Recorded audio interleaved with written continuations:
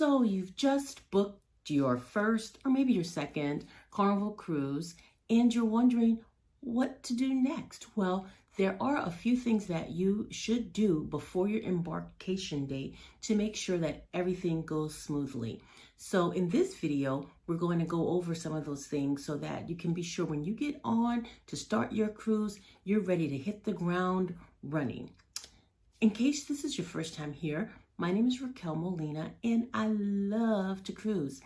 And I've been on, I can't even count how many Carnival cruises at this point.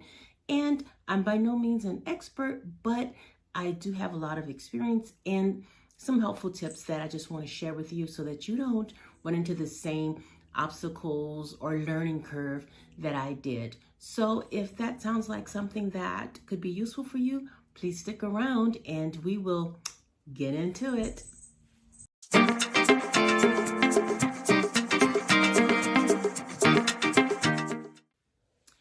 One of the first things I think you should do after booking your cruise on Carnival is to download what's called the Carnival Hub app.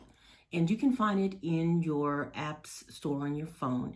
And it has dual purpose. So the first thing you want to do is download it so that you can access your reservation, your booking information. It'll give you a countdown as to how many days are left before your cruise. And you can also pre-purchase some things that might be useful for the cruise, such as your Wi-Fi, or if you want to add on a drink package. You can also browse through the excursions and it'll just have everything that's going to be related to your cruise. And it's really easy to see everything all at once, just in a snapshot. Now, the other thing is that once you're on the ship, what you're going to do is connect to the ship's Wi-Fi. Now, you do not have to purchase a Wi-Fi plan from Carnival in order to be able to use the Hub app. You can still use your Hub app without having purchased internet. But however, it will be very hard to download the app after you're on the ship's Wi-Fi. So I strongly recommend that you just get it on your phone before. So like I said, before you're on board, it's going to be used to kind of access your booking information. Once you're on board, you're going to log on to the ship's Wi-Fi, and then it becomes kind of your onboard companion. It is going to list all of the events, all of the activities that are going on board the ship. It's going to have your dining time. It's going to have what dining room that you're going to, any reservations that you made, it'll show up on there. You can also access your running tab or your invoice as you make purchases on board from your onboard account.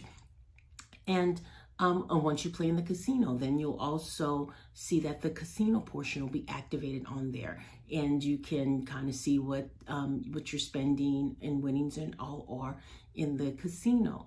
So it's extremely useful. I don't think you can get around on the ship successfully without it. So I strongly recommend that you do it. So you want to do it as soon as possible, because before it's going to give you a lot of pre-cruise information. And then once you're on board, it's going to be like your best buddy on board. It's going to help you navigate the ship and all of the activities that are on there. Now that you've got your cruise booked, you want to be sure that you have the proper identification that's going to be needed for you to travel. So first thing you want to determine is what type of cruise is it? Is it an open jaw cruise, which means that it begins in one port and ends in another? Or is it a closed loop cruise, which means it begins and ends in the same port? So if you have an open jaw cruise, you will need to have a valid passport in order to cruise. If it is a closed loop cruise and it begins and ends in the same U.S. port, it's true, most cruise lines will allow you to cruise with a valid birth certificate. It can be a copy of a birth certificate, but it has to be an official copy of your birth certificate, as well as a government issued ID. Other than that, you will need to also have a passport in order to travel. And another thing that you want to remember if you are traveling with a passport is to be aware of the expiration date of your passport, because sometimes people think, oh, well, my passport doesn't expire until I get back from the cruise a week or two later, that's not good enough. You have to be sure that your passport is valid until at least 6 months beyond the date that you return from your cruise. On Carnival, about 2 weeks before your cruise, you can do your online check-in. And I suggest you do that as soon as possible because that can help you get your desired boarding time. So unless you're platinum or diamond, you will be competing with other people to get the earlier boarding time, because a lot of people like that. Me personally, I don't mind a late boarding time. I can make either one work. There are pros and cons to both. In my opinion, if I'm going on a cruise and I want to, get on board early and I'm not worried about getting into my stateroom right away. I just want to, go and explore the ship, maybe get a bite to eat and get my vacation started. I'll opt for the earlier time. And also depends on the port, because if it's a port where I have to think about where am I going to park and that sort of thing, I like to do it earlier. However, if I'm not concerned about those things, sometimes I actually rather board later because the staterooms are open, because on Carnival, your stateroom isn't usually available until 1:30 or later. So, I'll just go on when my stateroom is available. I can just bring my luggage there and, just chill out and get the party started then. So it really is just your preference. Either way, you're getting on the ship and you're about to have a great time. So don't stress out about your boarding time. Whichever way, just make it work for you.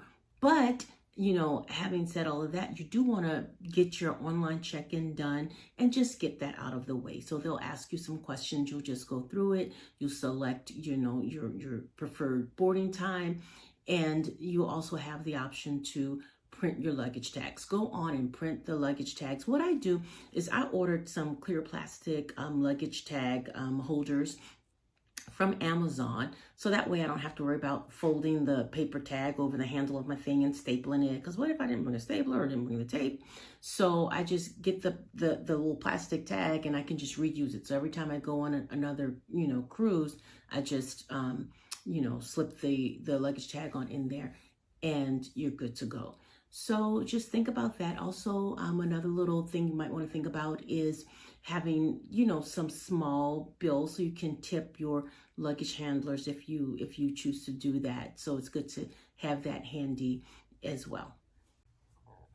Okay, this is something I've done in the past and I don't want you to make this mistake. And that is to forget to secure parking or pre and post cruise transportation. Now, it seems like if I'm traveling from a port far away or if I'm flying in somewhere, it occurs to me, oh yeah, I need to get transportation to and from wherever. It's always when I'm leaving from a home port, whether it's here in Texas or in Louisiana, I always forget, oh, I have to park my car. And one time it did cost me because the all of the close by parking was sold out. You guys, the parking does sell out, and sometimes you might find yourself having to park far away, getting a shuttle, paying more for parking. So learn from my mistake and remember to factor that in so that you can get the best rate on your parking and you can get the best selection of parking for your cruise. So as I'm sitting here with my little dog, Coco, hi Coco, on my lap, it reminds me to bring up the idea of preparing for your pets while you're away. I know sometimes especially if I'm traveling with my husband and no one's going to be home, we don't have anyone to look after the pet, you'll be surprised at how quickly boarding spots can fill up. So if that's something that you're going to need to do in order to prepare for your cruise, I suggest also that you do that as far in advance as you can, just so that you can make sure that part is taken care of, because you don't want to wait till the last minute and then you're trying to, see if family or friends can take care of your pet, and if they're not available, then you can really have a problem. So another thing to keep top of mind after you've booked that cruise is to see if you've got your little fur babies all squared away. Do you have any other ideas that people should think of doing soon after they book their cruise to make sure that their embarkation and everything goes smoothly. Did you find this information helpful or valuable in any way? If so, please consider subscribing to my channel and also giving this video a like, a big old thumbs up, because that helps the algorithm know where to send my videos. So thank you so much for watching, and I look forward to hearing your comments about your favorite tips to do after you book your cruise.